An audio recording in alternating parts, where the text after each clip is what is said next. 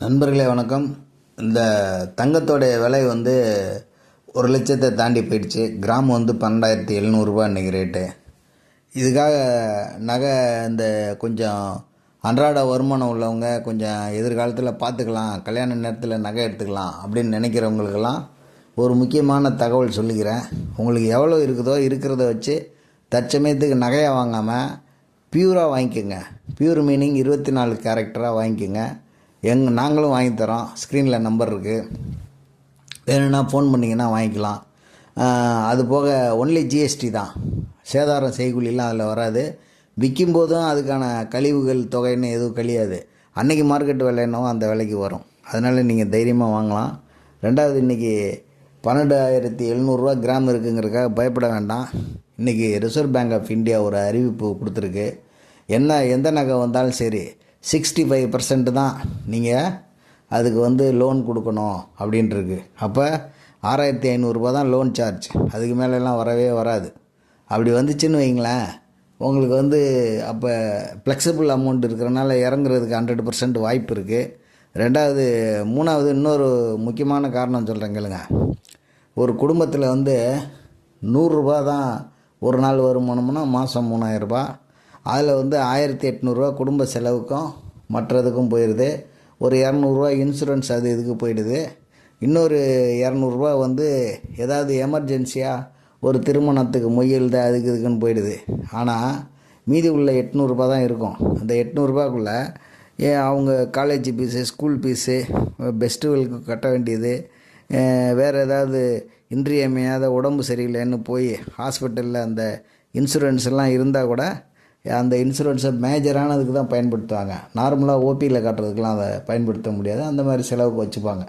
இது மாதிரி இருந்த கோல்டை இன்றைக்கி என்ன பண்ணுறாங்கன்னா, ஒவ்வொரு நாட்டிலையும் இதே கால்குலேஷன் தான். 100% இருந்ததுன்னா இராணுவத்துக்கு இவ்வளோ செலவு, நாட்டு மக்களுக்கு இவ்வளோ செலவு, நாட்டு மக்களில் வந்து வெள்ளங்கள்லாம் நிவாரணம் வந்ததுன்னா அதுக்கு இவ்வளோ செலவு, அதுபோக பஞ்சம் வந்துருச்சுன்னா அதுக்கு வெளிநாடுகள்லேருந்து திடீர்னு நம்ம ஊரில் வெங்காயம் டிமாண்ட் ஆகிடும், திடீர்னு தக்காளி டிமாண்ட் ஆகிடும். இதெல்லாம் வெளிநாடுகள்லேருந்து இறக்குமதி பண்ணுவாங்க அப்போல்லாம். அந்த மாதிரி காலகட்டத்துக்கு அது செலவு பண்ணுறதுக்காக அந்த 100 ரூபாயிலேருந்து 60 ரூபா அதுக்கு காலி ஆகிடும். 40 ரூபா மொத்த நிர்வாகத்தை நடத்தி இங்கே இருக்கிறவங்களுக்கு சம்பளம் கொடுக்குறதுக்கு வச்சுருப்பாங்க. மீதி ஒரு 10 ரூபா 5 ரூபா மிஞ்சுதான்னு பார்த்தா எல்லா பட்ஜெட்லேயுமே மிஞ்சாது. அது பார்த்திங்கன்னா அதுக்கு ஒரு கடன் வெளிநாட்டிலேருந்து வாங்கியிருப்பாங்க. இப்படி வாழ்கிற ஒரு ஊர் தான் எல்லா ஊரும் எல்லா நாடும். இப்போ என்ன பண்ணிட்டாங்கன்னா, ஒருத்தனை வந்து பணக்காரனாக இருக்கான், அவன் எல்லாரையும் கண்ட்ரோல் பண்ணுறான் அப்படின்னு சொல்லிட்டு அவன் வந்து ஒரு வேலையை செய்கிறான். நான் தான் பெரிய ஆளுன்னு சொல்லிட்டு நான் சொல்கிற என் ரூபாயை தான் நீ வச்சுக்கணும் உலகம் முழுவதும் அப்படின்னு சொல்லி ஒரு பராமரிப்பு பண்ணி பெரிய கண்ட்ரோலாக கிட்டத்தட்ட 1920 இருக்குது. நம்ம நாட்டில் இல்லை, வெளிநாட்டில் எல்லாம் இருந்துச்சு. 20க்கு அப்புறம் இந்தியாவிலையும் வந்துருச்சு. இப்போ சுதந்திரம் வாங்கின பிறகு அந்த டாலரில் தான் உலகமே ஓடுது. அப்படின்ற போது அவன் என்னென்னா, அவன் டாலர் எவ்வளோன்னா அடிச்சுக்கலாம். அந்த அவர் வந்து அவருடைய ரூபா நோட்டுக்கு எவ்வளோ இருக்கோ அவ்வளோ ரூபாய்க்கு தங்கம் இருக்குதுன்னு சொல்லி அடிச்சுப்பார். மற்ற நாடெல்லாம் அப்படி அடிக்க முடியாது.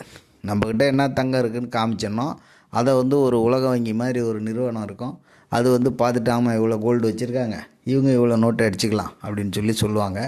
அது மாதிரி உலகம் முழுவதும் அடிச்சுப்பாங்க. ரெண்டாவது, எந்த ஊரில் போனாலும் யூஎஸ் டாலர் செல்லும். இந்திய ரூபா வந்து இலங்கையில் செல்லும், நேபாளத்தில் செல்லும், மலேசியாவில் செல்லும். சிங்கப்பூர் போனால் செல்லாது. அங்கே போனால் யூஎஸ் டாலர் தான் வேணும். மலேசியாலேயும் முன்னாடிலாம் செல்லாது, இப்போ செல்லும். இப்படி ஒரு கண்டிஷன் ஊர். இந்த மாதிரி உலகம் முழுவதும் இருக்கிற டாலரை குறைக்கிறேன்னு சொல்லிவிட்டு இவங்க குடும்பம் நடத்த வச்சுருந்த 100 ரூபாய்க்கு எமர்ஜென்சி செலவுக்கு வச்சுருந்த காசெல்லாம் சேர்த்து வேறு ஏதோ செய்ய வேண்டிய மற்றவங்க மக்களுக்கு வேண்டிய அவசர தேவைக்கு வேண்டிய பணம்லாம் சேர்த்து அந்த நாட்டின் டாலரை நான் கெடுக்கிறேன்னு சொல்லி தங்கம் பூரா எடுத்து கொள்முதல் பண்ணி வச்சுருக்காங்க. எல்லோரும் வச்சுக்கிற தங்கம் அவங்களுக்கு என்றைக்கு டிமாண்ட் ஆகி இதை விற்றா தான் நம்மளுக்கு சம்பளம் கொடுக்க முடியும், இதை விற்றா தான் இராணுவத்துக்கு செலவு பண்ண முடியும், இதை விற்றா தான் மக்களுக்கு வெங்காயம் வாங்க முடியும் அப்படிங்கிற நிலை வரும்போது மார்க்கெட்டுக்கு வரும்போது அது பயங்கரமான விலை வீழ்ச்சி உண்டாக்கும். இது ஏகபோகத்தில் நடக்கும்.